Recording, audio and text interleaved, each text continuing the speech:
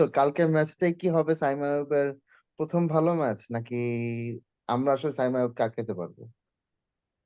ইতিহাস তো তাই বলে, বাংলাদেশের সাথে সব মানে ফর্মহীন প্লেয়াররা ফর্ম খুঁজে পায়।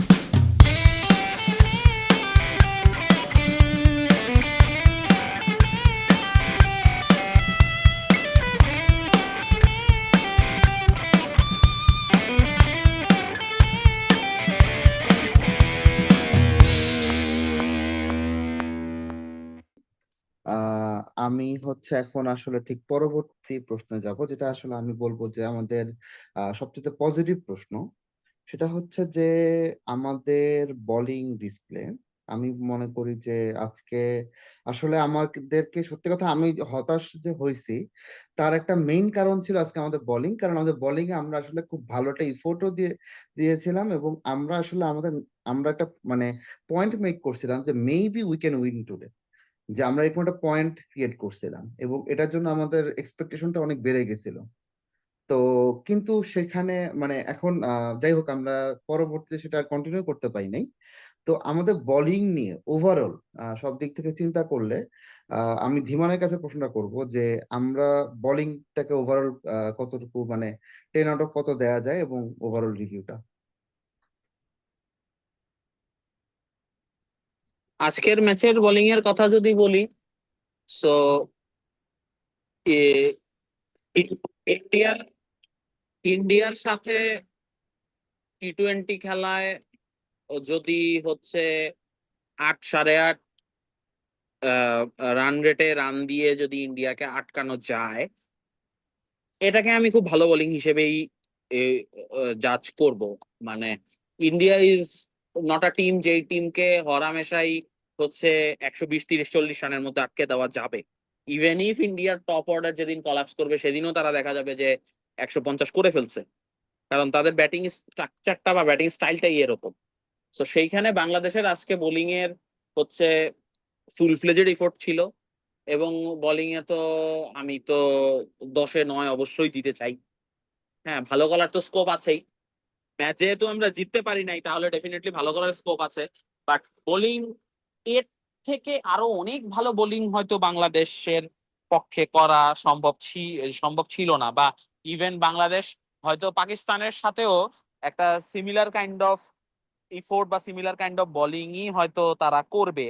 হয়তো রান সেম সেম বোলিং বা সেম অ্যাপ্রোচে থাকলে হয়তো পাকিস্তানের রান আরো কম হবে। তবে এই ইফোর্টটা আমার কাছে মনে হয়েছে বাংলাদেশের one of the best effort. And এটা মানে 10-এ 9 দেওয়া যেতেই পারে আমার দিক থেকে মনে হয়।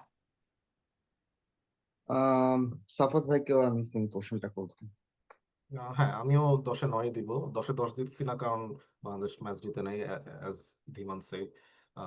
বাংলাদেশ ম্যাচ যে জিতে নাই এটা অ্যাকচুয়ালি বলারের দোষে না, ব্যাটসম্যানদের দোষে বাংলাদেশ ম্যাচটা জিতে নাই। আহ, এর চেয়ে ভালো বোলিং হতো আই গেস যদি আজকে I don't know, maybe Taskin best ফর্মে থাকতো এবং তাসকিন টিমে থাকতো, তাহলে হয়তো এর চেয়ে বেটার হয়তো। হয়তো ইন্ডিয়াকে 160-এর মধ্যে, 155-এর মধ্যে ধরে দেওয়া যেত।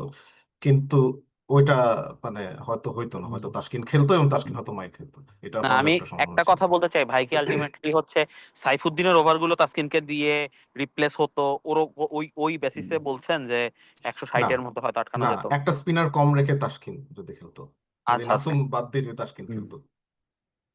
সো এটা এখন পোস্ট ম্যাচ অ্যানালাইসিসে বলতেছি, বাট এটা দলটা ঠিক করার সময় আমি জীবনে এটা চিন্তা করতাম না হয়তো।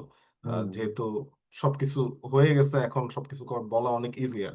বাট ওটাই বলতেছি যে বেস্ট কেস সিনারিও হয়তো 10 আউট অফ 10 বোলিং হয়তো যদি ওখানে তাসকিন থাকতো। But on the other hand, যেহেতু কালকে আমাদের একটা ম্যাচ, সো তাসকিনকে আসলে পরপর 2 ম্যাচ খেলানো উচিত না, এটা আমিও বুঝতে পারতেছি। সো আমি টিম ম্যানেজমেন্টের তারিফ করবো এই দিক থেকে আর কি, টিম সিলেকশন বোর্ডকে তারিফ করবো এই দিক থেকে। সো আর বোলিং ডিসপ্লে এই জন্য আমার কাছে মনে হয় যে যেই রিসোর্স ছিল আমাদের, সেই রিসোর্স অনুযায়ী আমরা যথেষ্ট ভালো করছি। এর চেয়ে ভালো সম্ভব মানে বাংলাদেশের একদম A+ গেমটা যখন বাংলাদেশ খেলে, আহ, এর চেয়ে ভালো তখন সম্ভব আর কি। আমি হচ্ছে এখানে বলতে চাই যে নাসুম যদিও তার 2 নম্বর ওভারটাতে অনেক রান আপনি কনসিভ গাড়ি করছে। চালা গেল, গাড়ি চালাতে হাই চালাতে। হাই ইয়াস, আমাদের সাথে সাদি ভাই জয়েন করছেন, এন্ড থ্যাংক ইউ সাদি ভাই। তো আমি আসলে যেটা বলতে চাচ্ছিলাম যে আমাদের নাসুম কিন্তু আসলে আপনি যদি দেখেন 2 নম্বর ওভারটাই তার খারাপ হয়েছে, কিন্তু সে কিন্তু আবার 3-4 এই দুটো ওভার কিন্তু আহ মোটামুটি আমি বলবো ভালো একটা কামব্যাক সে করছে ইন এ ওয়ে। সো সেটা আমি আসলে ওই ওই একটা জায়গায় বলবো যে আমি নাসুম আহ, হয়তো কাজ করে গেছে নাসুমের সিলেকশনটা। তবে যাই হোক, ওভারঅল হ্যাঁ আমি আসলে আমি ফিল্ডিং এর ইফোর্টটাকেও আমি আসলে খুব হাইলাইট করতে চাই, যা যেভাবে আমাদের ফিল্ডাররা আসলে জান দিয়ে ফিল্ডিং করছে, বিশেষ করে রিশাদ কিন্তু দুর্দান্ত ছিল। অভিষেক শর্মার উইকেটটা আমি বলবো যে দ্যাট ওয়াজ টপ নচ। তো এটা নিয়ে ফিল্ডিং এফোর্ট নিয়ে আমি সাদি ভাইকে কোশ্চেন করব যে আপনি কি মনে করেন যে ফিল্ডিং এফোর্টটা কেমন ছিল ওভারঅল? সাদি ভাই ড্রাইভ করতেছে কিন্তু। না না, ড্রাইভ করি। না ভাই শুরু বাংলাদেশের করেন আজকে এটা। মানে ফিল্ডিং বোলিং দুইটাই ভালো ছিল। আর ইন্ডিয়াকে 100 কত রান জানি 70-এর নিচে 70-এর আটকানো নিচে। It's not a easy work. Hmm, batting bowling fielding দুইটাতেই ভালো ছিল। ব্যাটিং এও আমি বলবো না খারাপ ছিল, খারাপ ছিল তিনটা জায়গায়। এটা হলো হৃদয়, শামীম এবং হচ্ছে আমাদের জাকের। ইমন ঠিক আছে, ইমন পিক করতেছিল, বাট ও একটু পোষায় গেছে। বাট আমি ওই এক সাইডে সাইফ এত ভালো ব্যাট করতেছে, তাকে কোম্পানি করার জন্য ওই পাশ দিয়ে 4-5টা ব্যাটসম্যান আউট হয়ে গেছে। ইটস নট অ্যাকসেপ্টেবল কোনোভাবেই না। হুম, হৃদয় ওই সময়তে সে তার ওই শট খেলবে কেন? হুম, তুমি জায়গা বানায় শট হিট করছো, তোমার বল বল দাগের বাউন্ডারির বাইরে যায় না কেন? সে তাকে পাওয়ার হিটিং শেখানো হয় নাই, এবং সে ফার্স্ট অফ অল খেলবো বা কেন? তুমি তোমার দায়িত্ব হচ্ছে তুমি তাকে সাপোর্ট দিয়ে যাবে। সে হিট করতেছে, হুম, তুমি তার স্ট্রাইকে দাও। সে যদি আউট হয়ে হুম, যায় তখন তুমি স্ট্রাইক শুরু করো, হিট শুরু করো। নর্মাল হুম, বেসিক থিং। হুম, শামিম, শামিমই না, শামিম পাটোয়ারি, সে মানে তুমি ফিল্ডে ক্রিজে যা নাচানাচি করো মানলাম, অন্য টিমের সাথে করো, দিস ইজ ইন্ডিয়া। তুমি বুঝতেছো না কি করবা, জায়গা বানায় স্ট্যাম্প ছেড়া দাঁড়ায়া দেন আবার ডিফেন্স করতে গেছো। এই এই স্কিল ইন্ডিয়ার সামনে দেখালে তো হবে না। ও হুম, যদি থাকতো, ও যদি সাপোর্ট দিয়ে যাইতো, সাইফ ম্যাচ বের করে আনতে পারতো। যেখানে হুম, 170 রানের মধ্যে একজনের ইনিংস আছে 70 রানের, সেইখানে ম্যাচ কেন জিতবো না আমরা? হুম, এখানে আমি হচ্ছে Ridiculous. খেলা দেখার সময় আহ, মানে আমার ইংলিশ চ্যানেলটা একটু ডিস্টার্ব করতেছিল, পরে হিন্দি চ্যানেলটা দেখছি। হিন্দি চ্যানেলে হিন্দি কমেন্টেটররা এটা নিয়ে বলতেছিল যে সবকিছুতে, মানে আমি হিন্দি এখন বলতে পারছি না, বাট বলছিল যে সবার হিরো সাজা লাগবে কেন, বেসিক্যালি এটাই হ্যাঁ, হ্যাঁ, হ্যাঁ, মিন হ্যাঁ, হ্যাঁ, করতেছিল। এক্স্যাক্টলি, মানে হ্যাঁ, সবার হিরো সাজার তো দরকার নাই, তুমি স্ট্রাইকটা ওকে দাও, তুমি এক রান নাও, হুম, স্ট্রাইকটা হুম, ওকে দাও, পরে ও আউট হয়ে গেলে তারপরে তুমি হিরো হ্যাঁ। হইও। আমি ব্যাটসম্যান কিন্তু আরো ছিল, 3 জনের নাম বলছি। এরপরে সাইফুদ্দিন ছিল, রিশাদও ছিল। এদেরকে আমি ধরবো না, কারণ তাদের ওই জবটা না। হুম, মিডল অর্ডার ব্যাটসম্যান আমাদের হৃদয়, শামীম আর যাকে জাকের। তোমরা 3জন মিডল অর্ডার, তোমাদের দায়িত্ব ইনিংস বিল্ড আপ, মানে ইনিংস বিল্ড আপ করা, এবং বিল্ড আপ যেহেতু হয়ে গেছে তোমাদের এটা ফিনিশ করা। তোমরা কেন আউট হবা? In what circumstances? তোমাদের কিসের হুম। ঠেকা, তোমাদের কিসের তাড়া আর আসলো? টার্গেট তো 200 না, টার্গেট তো 200 না। 170। টার্গেট মাত্র 170, সো হ্যাঁ, 170 টার্গেটটা কেন এভাবে ওই ব্যস্ত করবে? এটা একটা মাঝখানে 55 উইনিং পার্সেন্টেজ ছিল। হুম, তোমরা এই বেসিক কাজগুলো কেন করতে পারবে না? রিডিকুলাস লাগছে আমার কাছে। এত সুন্দর গেম, আমি তো ফার্স্টে ভাবছিলাম বাংলাদেশ 225-30 রানের টার্গেট পাইতেছে, সেই জায়গায় বলাররা ফিল্ডাররা এত সুন্দর একটা জায়গায় নিয়ে আসছে, সেটা ম্যাচ বের করতে না পারলে হবে? ধরে রাখছে পাকিস্তানের জিতবে, পাকিস্তানের লগে ডাব্বা মারবো। আচ্ছা, না এটা তাহলে এটা এটা হইতে পারে আসলে, কারণ পাকিস্তানকে হতেই পারে। হ্যাঁ, আহ, এই স্কিল দিয়া হবে না। হুম, এই স্কিল যদি দেখায় মিডিল অর্ডার, হবে না। জাকের আলী রে বলতো দুর্ভাগ্য, এটা আমি দুর্ভাগ্যজনক বলবো না, সে কেন দৌড় দিছে তো ওর ওর সাইফ কিন্তু দৌড় দিলেও থামছিল, পজ দিছিল। পরে মাইক্রো সেকেন্ড সে পজ দিছে। তুমি রান দিছো, তোমার কল, তুমিও চাইলে ক্যান্সেল করতে পারতা। তুমি এত রিস্কি রান কেন নিতে গেছো? ওয়াই?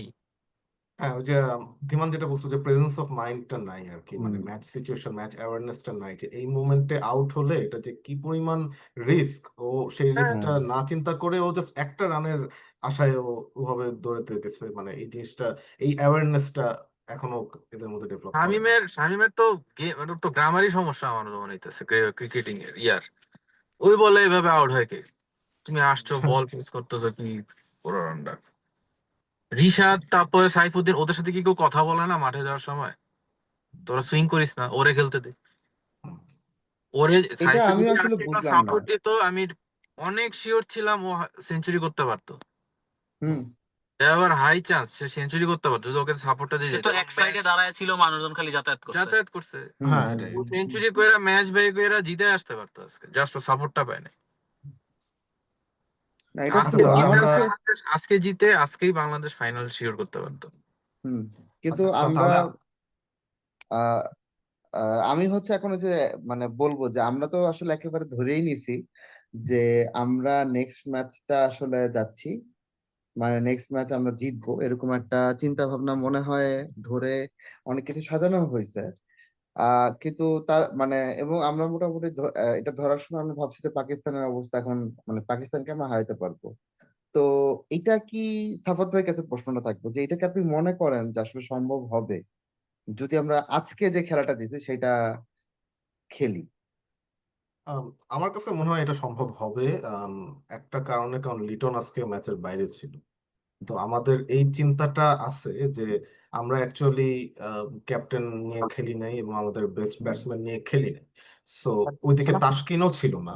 সো এরকম ওরা যে একটা বাইরে থেকে আউটসাইড পয়েন্ট অফ ভিউ থেকে দেখছে, ওরা কিন্তু বুঝবে যে কোথায় কোথায় ভুল হয়েছে, যেটা হয়তো অনফিল্ড থাকলে হয়তো অনেক কিছু বোঝা যায় না। সো একটা বাইরের পার্সপেক্টিভে ওদের আছে এবং ওরা হচ্ছে সিনিয়র প্লেয়ার। সিনিয়র প্লেয়াররা যখন এই বাইরের পার্সপেক্টিভ নিয়ে আই গেস যখন নেক্সট ম্যাচটা খেলবে ওদের আরেকটু অ্যাওয়ারনেস থাকবে, আমি এটা এক্সপেক্ট করতেছি ওদের কাছে। সো আমার মনে হয় যে পাকিস্তানের ম্যাচটা নাই জেতা সম্ভব। মানে যেহেতু পাকিস্তান এত মহান কোনো টিম না, এত ভয়াবহ কোনো টিম না যে তাদের কাছে তাদের সাথে পারা যাবে না। বাট কিছু কিছু জিনিস তাদেরকে আমাদের বুঝতে হবে। যেমন আজকের ম্যাচে যেমন বুমরা আমাদের জন্য একটা একটা ভয়ঙ্কর বোলার ছিল। পাকিস্তানে হয়তো শাহিন শাহ আফ্রিদি, হয়তো শাহিন শাহ আফ্রিদি হতে পারে, কিংবা আরো ওদের স্যাম আইয়ুবও ভালো বল করতেছে।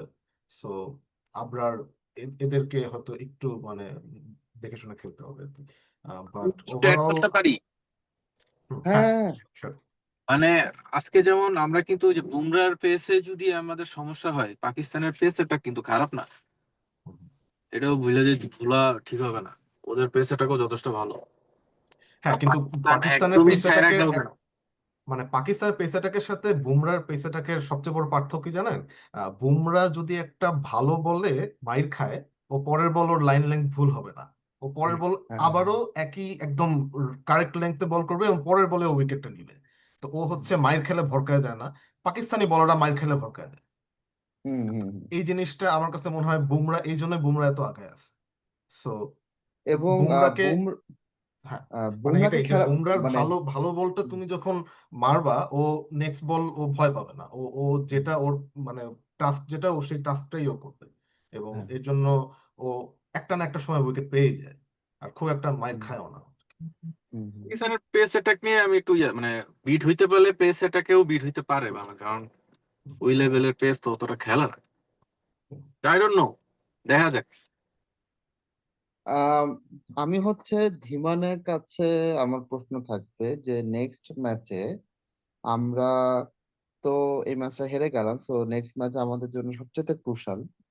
সো এই যে আজকের স্কোয়াড, মানে আমরা নেক্সট ম্যাচে আসলে কাকে কাকে স্কোয়াডে দেখতে পারি, এটা এটা আসলে সবার জন্যই, বাট আমি ধীমান দিয়ে শুরু করবো। নেক্সট ম্যাচে আমি শামিমকে চাই না। আর হচ্ছে পেস অ্যাটাক হচ্ছে, বা আমার যদি ওভারঅল বোলিং অ্যাটাকের কথা যদি বলি, তাহলে আহ মানে টিম ম্যানেজমেন্ট কি চিন্তা ভাবনা করছে আমি জানি না, বাট শামিমকে ড্রপ করার মানে I would prefer to drop Shamim. আর বোলিং এ যদি তাসকিনের ইনক্লুশন করা যায় তাহলে তো ভালো হয় আর কি। এখন আর হচ্ছে এখন লিটনকে আমরা মানে লিটন কি ফিরবে কিনা বা সেই ইম্প্যাক্টটা কি হবে করতে আসবে সে কি মানে এইটা আবার হচ্ছে ডিবেট, কিন্তু আহ, শামীমের চেঞ্জটা আসলে দরকার, মানে এই জিনিসটা যদি একজনকে চেঞ্জ করতে হয় তাহলে শামীমকে চেঞ্জ করা উচিত। Shamim Shamim shouldn't be in a semifinal match based on his performance. তাহলে কে কে ইন আর কে কে এটাই আউট? আমার আমার কারেন্ট স্কোয়াড থেকে কে কে আহ আউট আর কে কে in? Uh, Shamim Shamim out. এখন কথা হচ্ছে যে শামীম আউট হলে যদি শামীম আউট করে আমরা সোহানকে ইনক্লুড করতে পারি। ইমনের জায়গায় লিটন। আর হচ্ছে লিটন লিটন যদি না আসে তাহলে ইমন থাকবে, আর ওইদিকে নাসুমকে ড্রপ করে তাসকিন করা যেতে পারে। আর হচ্ছে ইসের, আর যদি লিটন না আসে তাহলে ইমন থাকবে। এখন কথা সাইফুদ্দিনকে কিভাবে? সাইফুদ্দিনের ব্যাপারটা হচ্ছে এই জিনিসটা আবার ক্রুশাল, যে এখন মানে ম্যানেজমেন্ট কি হচ্ছে তিনটা চেঞ্জ করবে নাকি হচ্ছে একেবারে আবার সেফ সাইডে খেলার জন্য ফুল শ্রীলঙ্কার সাথে যে স্কোয়াডটা নিয়ে খেলছিল ওটা নামাই দিবে। এটা সাইফুদ্দিন কিন্তু লাস্ট ওভার অসাধারণ করছে আজকে। মানে শ্রীলঙ্কার স্কোয়াডের সাথে আজকের ম্যাচের স্কোয়াডে পার্থক্য ছিল কে কে? সাইফুদ্দিন চারটা সাইফুদ্দিন ছিল, পার্থক্য ছিল। দেন হ্যাঁ, ইমন ছিল, ইমন, সাইফুদ্দিন এবং হচ্ছে রিশাদ। রিশাদ, ওকে। না, আমার মনে হয় রিশাদের থাকা উচিত। হ্যাঁ। না, রিশাদের আমি বলবো যে ও কিন্তু সো বোলিং ব্যাটিং এ খুবই ভালো করছে, মানে ব্যাটিং বাদে আমি কি বলি, বোলিং ও ফিল্ডিং এ কিন্তু ঋষাদ কি ফ্যাক্টর হিসেবে কাজ করছে। ঋষাদের জন্য আজকে 170টা হয়েছে। হ্যাঁ, হ্যাঁ, এটা 230 হইতে পারতো, অনেক হয়ে হুম। এটা 230 হইতে ওটা পারতো। রান আউটটা করছে, ওখানেই ওদের রান কমে গেছে। আই থিঙ্ক ওই আমি হয়তো বাংলাদেশ হয়তো তিনটা চেঞ্জ করবে কিনা জানি না, বা দেখা যাবে হয়তো বাংলাদেশ আমাদের চিন্তা ভাবনার বাইরে যে শামীম পাটোয়ারি রেখেই দিবে, আরো দুনিয়ার অন্য চেঞ্জ টেঞ্জ করবে হয়তো। কিন্তু হয়তো ইমনকে ড্রপ করে লিটনকে নিবে, আর নাসুমকে ড্রপ করে তাসকিনকে নিবে, কিন্তু শামীম পাটোয়ারি রেখেই দিবে, এরকম হয়তো করতে পারে।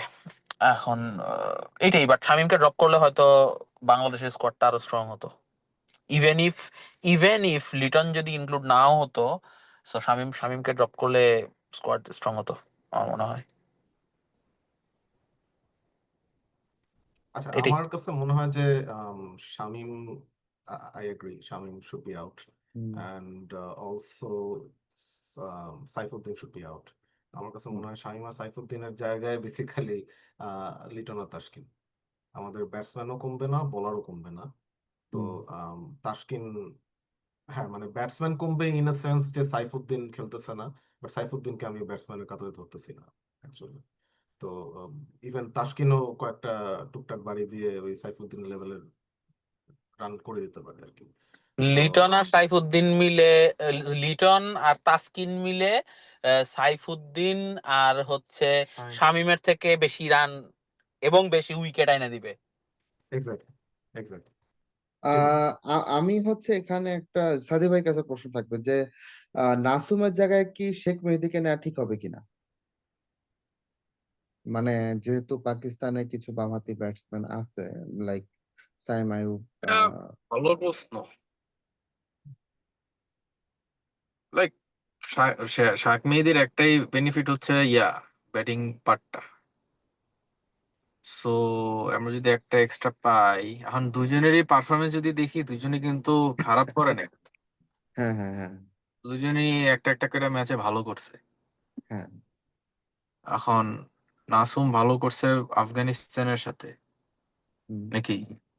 নাসুম আমি বলবো যে ভাই আফগানিস্তানের সাথে এবং শ্রীলঙ্কার সাথেও একটা ওভার বাদে নাসুমের পারফরমেন্স ভালো ছিল। ইভেন আজকের ম্যাচেও যদি আমি বলি, আজকের ম্যাচেও নাসুম ওই একটা ওভারই আমি আসলে বলবো যে ওই ওভারটা আসলে সে মানে পাওয়ার প্লেতে এসে সে ধরা খেয়ে গেছে, এটা আমার কাছে মনে নাসুম হয়েছে। আজকে 3 ওভার সে ভালো বল করছে। হ্যাঁ, পরের গুলা আমার মতে দুইজনেরই ইম্প্যাক্ট ফ্যাক্টর যদি চিন্তা করি একই হবে।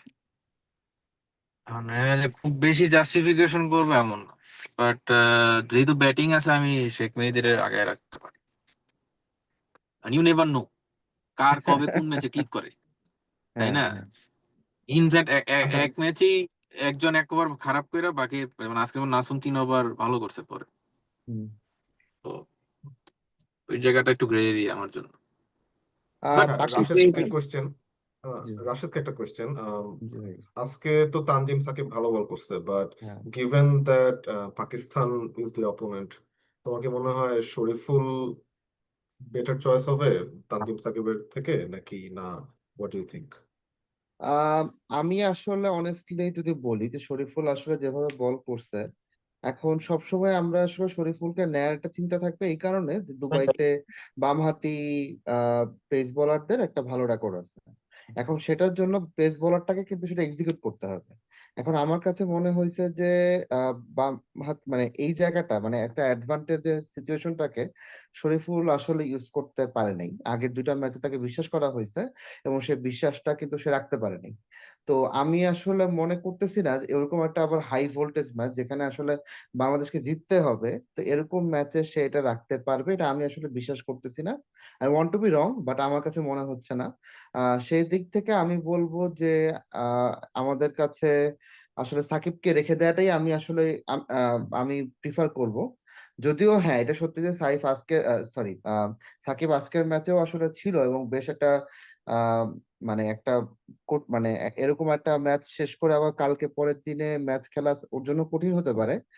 বাট স্টিল আমি বলবো যে যদি আমাকে কেউ বলে যে চান্স মানে কার বেটার করার চান্স বেশি, আমি সাকিবকে আসলে আগায় রাখবো। আর আরেকটা যেটা আমি আসলে পুরো টিম ম্যানেজমেন্ট টিম সিলেকশনে যেটা আমার কাছে বড় চ্যালেঞ্জটা মানে সরি মানে আমাদের আসলে সবচেয়ে বড় চ্যালেঞ্জটা আসলে হ্যালো, থাকবে হচ্ছে হ্যালো। দিমানের আমার ফোনের চার্জ শেষ হয়ে গেছে। ও আচ্ছা। ও আচ্ছা। তো আমার আসলে যেটা আমি কনসার্ন থাকবে যদি পাকিস্তানে একটা ব্যাটসম্যান আসলে খুব ভালো টাচে থাকে সেটা হচ্ছে শাহাবজুদ্দার ফারহান কিন্তু বেশ ভালো ব্যাটিং করতেছেন। তো এটা নিয়ে আসলে টিমকে কিভাবে সাজাতে হবে এটা প্রশ্নটা থাকবে আমার ধীমানের কাছে। এখন ওই ম্যান টু ম্যান মার্কিং বা ওই টাইপের গেম প্ল্যান মানে প্লেয়ার ওয়াইজ গেম প্ল্যান আসলে সেমিফাইনাল ম্যাচ যেহেতু এটা করতে হবে, সো প্লেয়ার ওয়াইজ মার্কিং এর লাইক এগেইন ওই ওভারঅল যে কথাটা মানে কোন ক্রিকেট খেলায় overall person specific game plan করা যায় না। সো প্ল্যান যেটা হইতে হুম পারে মেক শিওর করতে হবে সে যখন নন স্ট্রাইকারে থাকবে সে জানি স্ট্রাইক রোটেট করতে না পারে, এগুলো করলে হুম রান আউট চান্স বাড়ে। এরকম ছোটখাটো যে জিনিসগুলো এই জিনিসগুলোকে মাথায় রাখতে হবে। লাইক এরকম মানে প্লেয়ার টু প্লেয়ার ধরে প্লেয়ারের উইক জায়গাগুলো আইডেন্টিফাই করে সেটার জন্য প্রিপেয়ার থাকতে হবে। বোলিং চেঞ্জের ব্যাপারে আজকে প্রসঙ্গ উঠছে যে কিভাবে আজকের আজকের ক্যাপ্টেন্সি আর ওভারঅল বোলিং চেঞ্জিং এই ছোটখাটো জিনিসগুলো চিন্তা করলে আমার মনে হয় না যে প্লেয়ার টাচে থাকবেই একটা টিমে, কখনো একটা প্লেয়ার টাচে থাকবে। ইভেন আমাদের সাইফকে নিয়েও হচ্ছে ওরা ডেফিনেটলি প্ল্যান করা শুরু করে দিছে অলরেডি, ঠিক না? হুম সো হুম। কিন্তু ওই প্লেয়ার স্পেসিফিক প্ল্যান না করে ওভারঅল টিম স্পেসিফিক প্ল্যান করে আগাইতে হবে। এটাই ফার্স্টে বোলিং করলে 150-র মধ্যে আটকাইতে হবে, ফার্স্টে ব্যাটিং হুম। করলে 170 রান করতে হবে। এই জিনিসটাই মাথায় রাখতে হবে। এটাই। সাফাত ভাই কাছে আমার প্রশ্ন, সাইম আয়ুব অবশ্যই একটা বিগ পটেনশিয়াল আলা প্লেয়ার, যথেষ্ট ভালো ক্যাপাবিলিটি আছে, বাট আনফরচুনেটলি আমরা কিন্তু এবার এশিয়া কাপে আসলে সাইম আয়ুবকে এখন পর্যন্ত ভালো খেলতে দেখিনি। তো কালকের ম্যাচটাই কি হবে সাইম আয়ুবের প্রথম ভালো ম্যাচ নাকি আমরা আসলে সাইম আয়ুবকে আটকাতে পারবো? ইতিহাস তো তাই বলে, বাংলাদেশের সাথে সব মানে ফর্মহীন প্লেয়াররা ফর্ম খুঁজে পায়। সো হ্যাঁ ইতিহাস ঘাটলে সেটাই বারবার ফিরে আসবে, বাট আমি চাইবো না এটা হোক। আই এম গেসিং আমাদের ভালো বলার আছে ই করার, কে ধরে দেওয়ার। বাট এটা আসলে আগে থেকে বলা যাচ্ছে না। আমি আহ, ইতিহাস বেশি একটা মানে ই করতে চাই না, ইতিহাস ভরসা করতে চাই না। আহ, ইতিহাস তো এশিয়া কাপে কখনো India Pakistan Asia cup final দেখে নাই। এটাই হ্যাঁ এটাই। বাট এখন আমি জানি না, এখন এশিয়ান ক্রিকেট কাউন্সিল যদি if they give Pakistan the edge somehow, I don't know.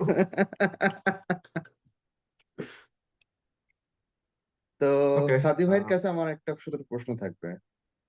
ভাই, আজকে আম্পায়ারিং কয়েকটা ডিসিশন, যদিও মানে আম্পায়ারিং নিয়ে এতটা কন্ট্রোভার্সি হয় নাই, তবে আমি পার্টিকুলারলি দুইটা মানে বিশেষ করে মুস্তাফিজের বলটা যেটা আসলে ইসে গেল, আমাদের হচ্ছে রিভিউতে গেল, এটা আমার কাছে মনে হয়নি যেটা রিভিউতে যাওয়ার কথা। তো এই যে ব্যাপারটা আম্পায়ারদের আসলে এটা কি মানে তারা কি এটা কি আসলে জেনুইন লাগছে ব্যাপারটা, যে সে আসলে আম্পায়ার বুঝতে পারে নাই এটা এজ হয়েছে, নাকি আম্পায়ার মনোযোগী ছিল না, মানে এটা আসলে এগুলাকে আপনি কিভাবে দেখবেন? না, ওটা আসলে মানে তুমি দেখবা ডিফ্লেকশনটা কিন্তু ব্যাটের আড়ালে হয়তো বা চলে গেছে ওই না, সময়টা। কিন্তু ডিফ্লেকশনটা কিন্তু অনেক বিগ ডিফ্লেকশন ছিল, মানে যেন যেন ডিফ্লেকশন না, হ্যাঁ, মানে আপনি ওটা যদি হয়তো সোজা বা তাকায় থাকেন দেখবেন যে বলটা অনেক দূর সরে গেছে, এবং এটা হ্যাঁ, এটা সুইং দিয়ে সরা সম্ভব না এভাবে।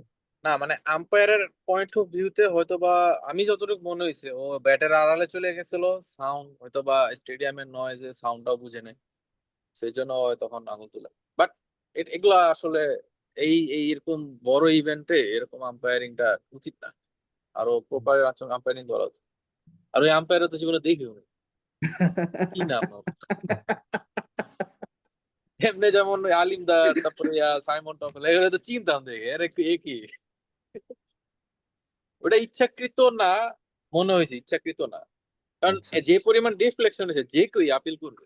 মানে আমি ওটা দেখতেছি, আমি হচ্ছে যে লিটারালি আমার কাছে মনে হলো যে মানে আমি যদি থাকতাম আমার কাছে মনে হইতো যে একটা বল যাচ্ছে, হঠাৎ করে সরে গেছে, এটা কিন্তু আসলে দেখা হ্যাঁ, যাচ্ছে।